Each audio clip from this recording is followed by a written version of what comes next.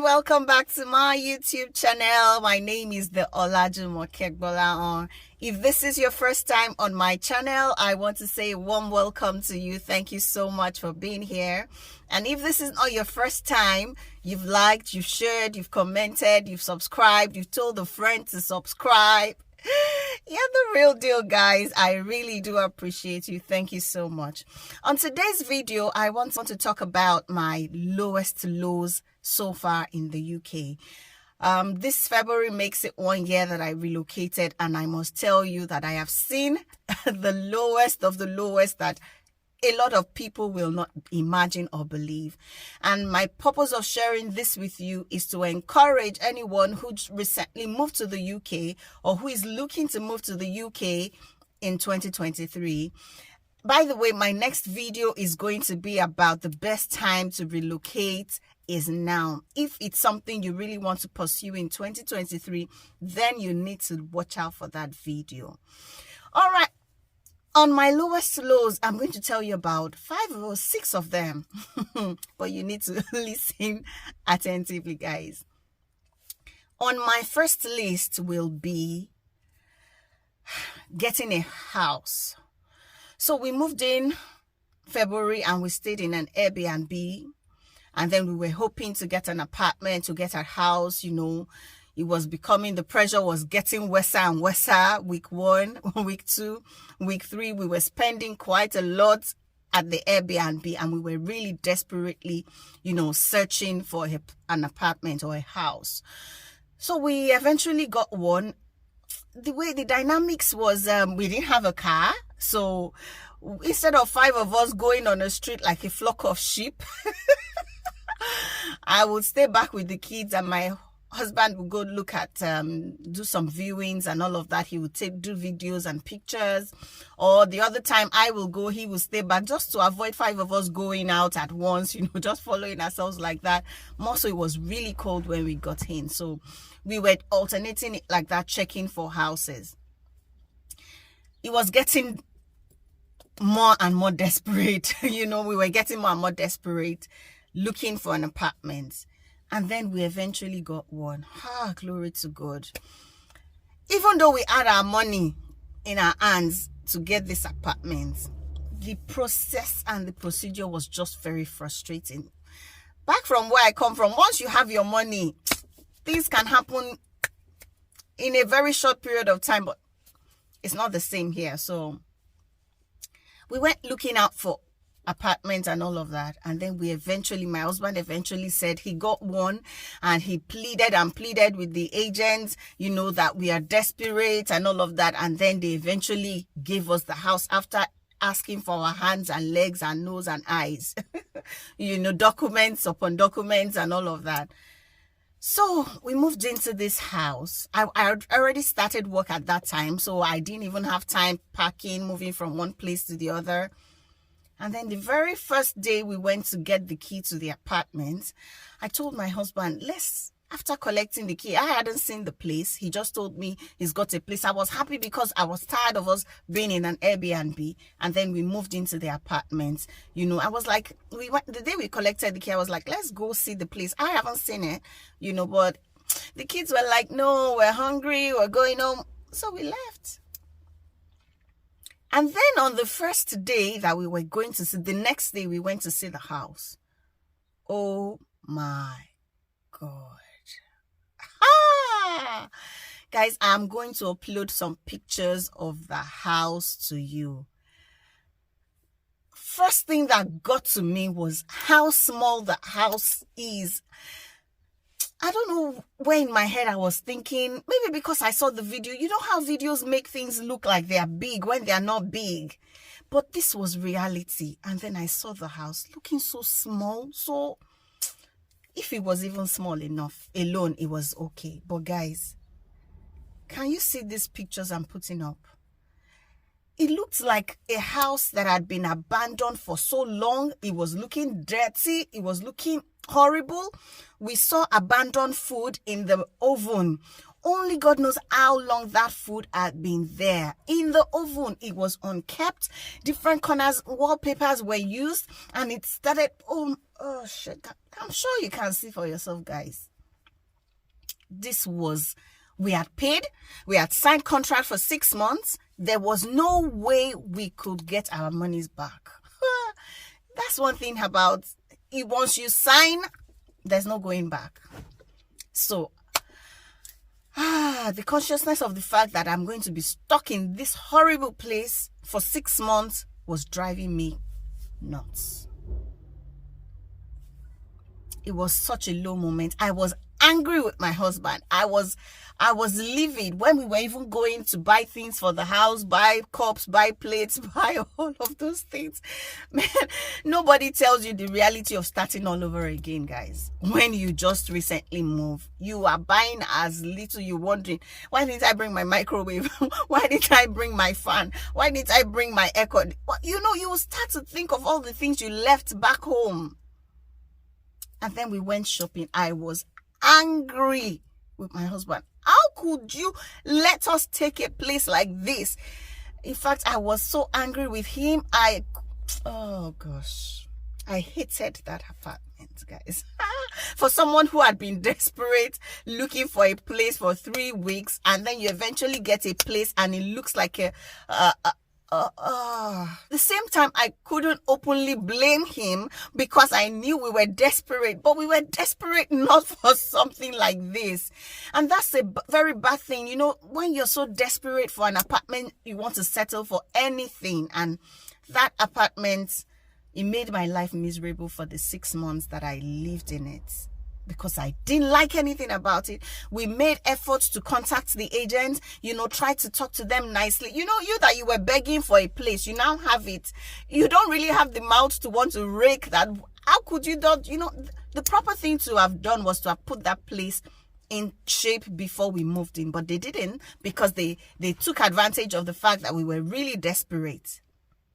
So we tried to, you know, gently tell them, this is not nice, this is dirty. The rug was terribly dirty, the kitchen in a mess everywhere, corners of the house. The bathroom was said, oh God, did I leave my house in Nigeria for this? Did I really? Anyway, we tried to contact them and, you know, try to get them to fix it, do a little, 1 or 2 things, but they kept promising they will come. Then we started to threaten them that we were going to report them to some bodies, blah, blah, blah, blah, blah. They just kept apologizing, Long story short, I didn't enjoy my stay in that house at all. That house was one of my lowest lows. Like, how could I settle for such a thing as this? But I already paid. There's no way I would get a refund, except if I was going to look for somebody to come and live in the house, and then all of those things. Where would I get anybody anyway? I'm literally new here, so I'm sure you can see the pictures and you can see for yourself that it was really terrible. Now, you didn't even live in it. Now imagine myself who lived in it. It was terrible. So let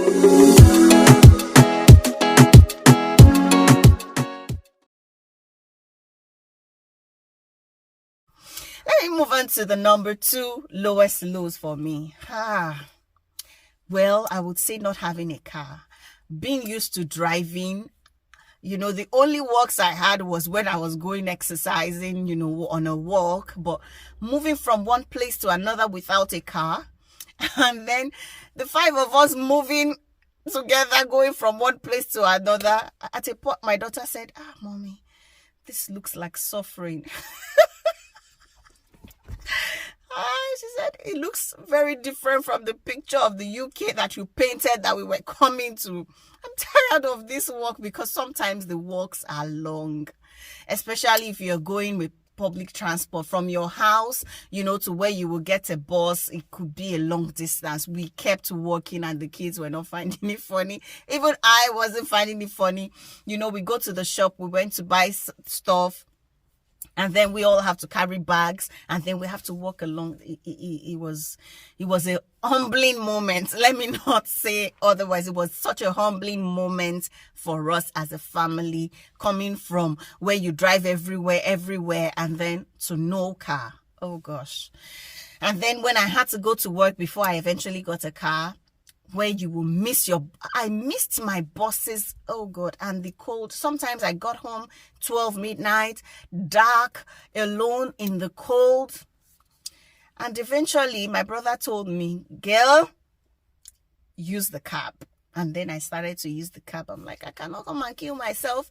And that's how I didn't have savings, those first months of my working, because my money was being spent on cabs here and there, because you could take a bus from here, the next bus station to get the next bus could be somewhere else. I've missed a lot of buses because I didn't understand Google Map. In Nigeria, I didn't need Google Map. I didn't know how important some of those things could be. Guys, if you plan to come to the UK or go anywhere abroad, use your Google Map. Get to understand what Google Map is talking about. Don't be like me. Learn from me. Google Map mapped me. Because it will turn to your right. By the time I'm turning to my right, it was frustrating, guys. It was those low moments I had in the UK. Number 3 will be when the car eventually arrived. Guys, you say in this life you did not have a car, you complained. Now you have a car. And then my job with the car. If I knew the kind of job I was coming to do, not like I didn't know the kind of job. I am an healthcare assistant, and I know it has to do with caring for people, which is something that comes natural for me, but the driving part of it, the job I got is the domiciliary care one, and then you had to drive. I stayed in Birmingham, and Birmingham is such a big city, guys. It's like I left Lagos for Lagos. The roads are massive, very massive roads. I didn't even used to drive on third mainland. If you're from Nigeria, you know what I'm talking about. I didn't used to drive on third mainland. If I was going to the island, I was going with a cab or somebody was driving, not me driving. So imagine I have to drive on a big road bigger than the third mainland bridge. And so I eventually got the car. I had to pay to learn how to drive again. I paid to learn to drive again because the road was doing me like I've never driven in my life before.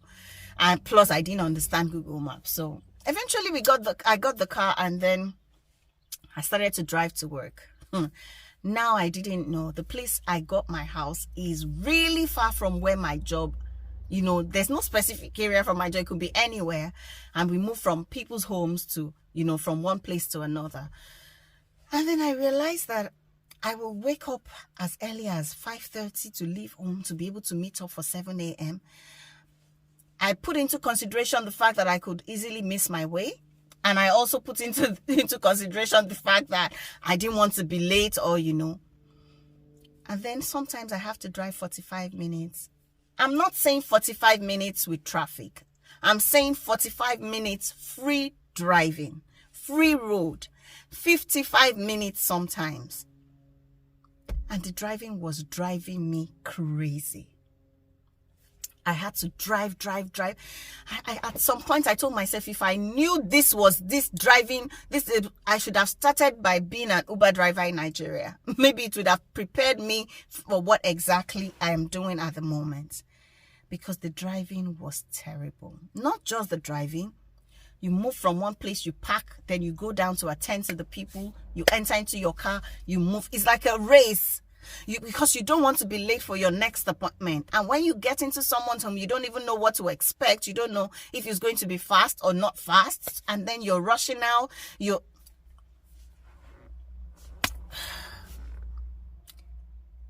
The job at the initial stage was okay. I'm like, it's still better than entering bus. At least the cold is not killing me. At least the sun is not killing me, But it got to a stage where I could no longer manage with the driving.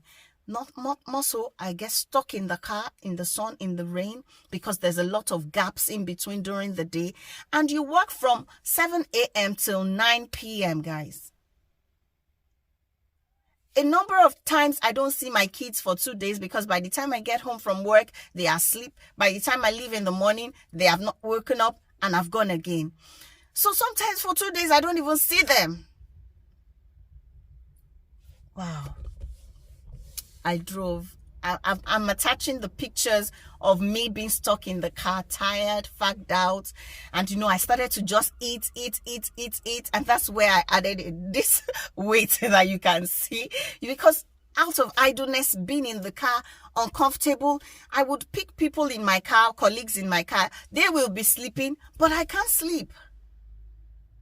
I could not even close my eyes to sleep. The consciousness of the fact that I'm in a car, I'm parked on the road, Nigeria never left me, because the fact that someone could just break your windows, still, all of those things were still affecting me. So I couldn't close my eyes throughout the day. While my colleagues will be sleeping in the car, my eyes will be opened. The driving, I understood what mental breakdown was, because there was a particular day I was on my way from work at night. Mind you, I drive on the highway. I had never used to drive on the highway. And I was coming back, my legs were screaming.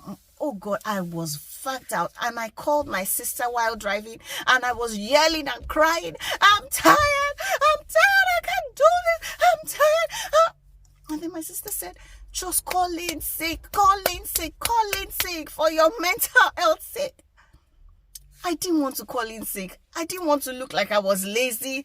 I knew that I wasn't lazy. I knew that I could do this, but the driving was just too much for me, guys. If you're coming into the UK, you get a job as a domiciliary care assistant or healthcare or whatever, guys, be prepared to drive. I drove like I've never driven in my entire life, guys. It was such a low moment. It didn't make me enjoy the job, because the driving was too much for me, and my job wanted me, it was something I had to do 5 days in a week. No, it was too much. It was such a low moment. I was most of the time getting depressed. You can see from the pictures what I looked like. That's me. When tiredness, sleepy. I'm feeling tired and sleepy. Look at your girl. Those were one of my really low moments, and it didn't make me enjoy the job, because the driving was just too much for me to handle. Another low moment I will share with you will be the change in life dynamics for me. I came from where I was used to dropping my kids off in school. I was the one mostly available for their school stuffs and all of that. And then we moved, and then it happens that I didn't even know what school my kids were going to. I'd never been to their school. Because I've left home in the morning, I'm back late at night. I don't even get to hear how was school today. Give me the gist. I felt like I was losing the closeness I'd built with my kids over the years, and it really dealt me a huge blow. I'm like, is this for real? I don't even know what's happening with my kids. The little time sometimes when they stay up for me to get back from work, we don't even have to talk much, because I'm rushing to want to sleep, because I'm leaving home early again the next morning. I'm like, no, this is not the life I signed up for. I don't want to lose the closeness I've got. Everything I've built with my kids. Life dynamics just changed. It's changed drastically. And literally, that was I got in ending of February, March, April, May, June, July, August. I spent those 6 months. It was tough, guys. Different people face different challenges. I know housing is a major one.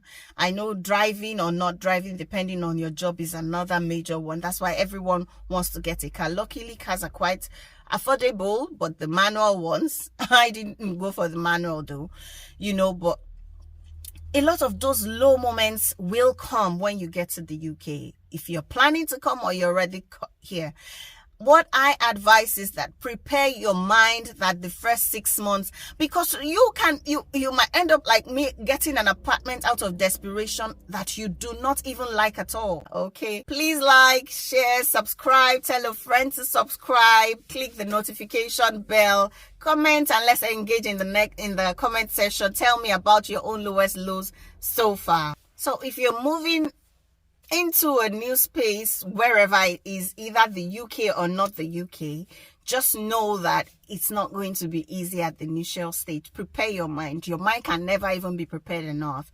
But you see, no one will hardly want to share with you the nitty-gritty of where they move to or stuffs that they go through. And here it is. I'm letting you know that it's not been a bed of roses, but I'm in a better place now. I made my plans. I changed my job. I got a better apartment, a better house, and I'm practically beginning to live my best life in the UK. So here are my lowest lows. I don't know what aspects of life you've experienced your own lowest lows. If you'd like to share, I would love to listen. So I would like you to please like, share, subscribe, share with anyone you know is making plans to travel. Let them listen and learn from my experience so that it could be better for them when they get here. All right. Thank you so much for being a part of this video. See you again when I upload my next video. Bye for now.